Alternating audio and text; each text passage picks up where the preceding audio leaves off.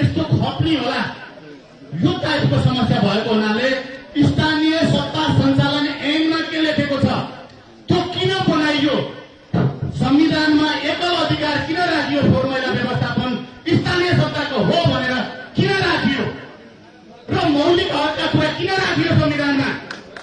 संविधानमा मौलिक हकको कुरा राख्दै गर्दाखेरि हामीले बाँच्न नपाउने यो टाइपको समस्या हामीले छ। हामी अस्ति मन्त्रालयमा पनि हामी यो भन्यौं, हाम्रो सचिवज्यू र सिडिओ साहबहरू त्यहाँ हुनुहुन्थ्यो, हामी यो कुरा भन्यौं, हामी यो राज्यको नागरिक त हो नि त, त्यसो हुँदा हामीले यसको अन्त्य चाहेका हौं, यहाँ कुनै पनि फोहोर चाहेका होइनौं।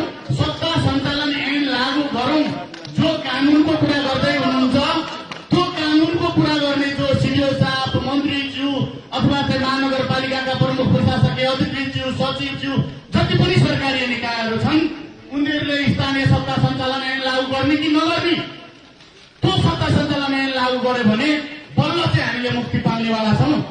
होइन भने यसको विकल्प के हुन सक्छ त्यसको बारेमा कहिले कसैले सोचेन।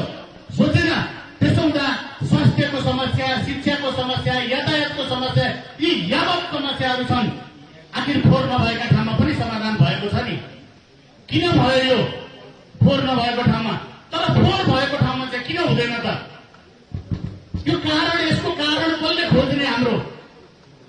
त्यसो हुँदा फोहोर र मान्छेहरूलाई एकै ठाउँमा हामी बस्नेको छ। यो प्र्याक्टिसको नेपालबाट यहाँ मात्र छ, नेपालमा मात्र। यसको अन्त्य हामीले गर्नुपर्छ र हामीलाई फोहोर कुनै पनि हालतमा चाहिएको होइन।